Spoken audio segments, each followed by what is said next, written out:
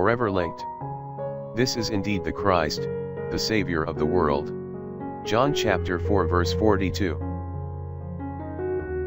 History, philosophy, theology, and in many centers of learning even the sciences are being studied to discover what they have to say about Jesus Christ. The records of the early church are being re-examined for their testimony to him. Archaeologists are digging to discover new evidence.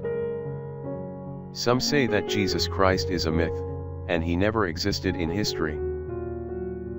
Others say that he was merely a man, that there was nothing supernatural about his birth, and that his resurrection was a hallucination. Others talk about a Christless Christianity. Some say that no matter what one thinks about Christ, it does not affect Christianity. They are wrong. Christianity is forever linked with the person of Christ. Carlyle recognized this when he said, "Had this doctrine of the deity of Christ been lost, Christianity would have vanished like a dream." The historian Lecky remarks, "Christianity is not a system of morals, it is the worship of a person." Prayer for the day. Lord Jesus, you are the living Christ whom I love and revere.